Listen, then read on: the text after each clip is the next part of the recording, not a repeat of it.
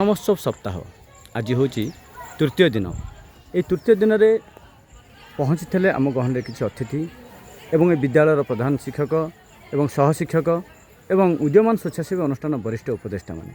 तेज आसतु आज कार्यक्रम संपर्क में से पचारि बुझा कार्यक्रम किपर हो समाज को सी कि प्रकार वार्ता दूसरी। सर आपको शुभेच्छा जनाऊँ, अभिनंदन जनाऊँ। टी आप परिचय दिखाँ सर। प्रथम मु समस्त को अभिनंदन जनाऊँ। मोर परिचय हूँ मु कुलमणि रणा, नेताजी नोडाल उपरा विद्यालय सहकारी शिक्षक। आज वन महोत्सव सप्ताह अवसर में तृतीय दिवस रे आम विद्यालय तथा माँ सिंदूर उच्च विद्यालय उभयों तरफ आम वृक्षरोपण कार्यक्रम आमर उद्यमान स्वेच्छासेवी संगठन तरफ को विशेष विशेष धन्यवाद।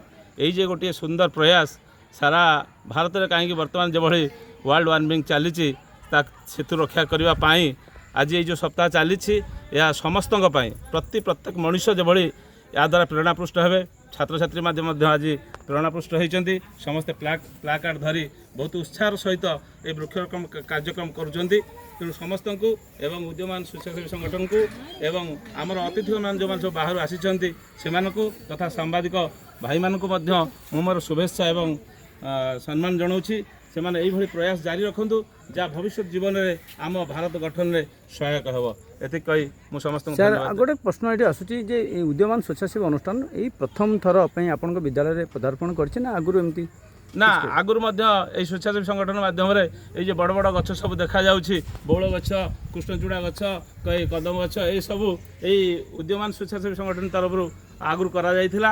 एबे मध्य ता करा जाउछि, भविष्य में मध्य करा जिवो। सेतिमे सेमानक पर आशा विश्वास रही।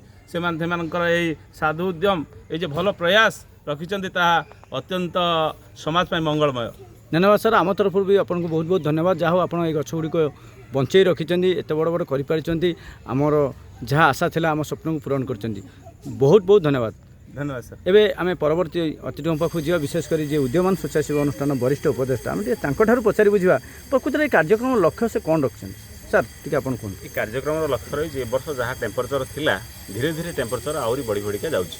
तेणु आम चिंता करूँ प्रतिवर्ष एमती प्रति विद्यालय रे बुली बुली हजार हजार गछ लगेबू एवं परिवेश को आहरी सुस्थ सुंदर एवं शांतमय करने को आम चेष्टा करूँ।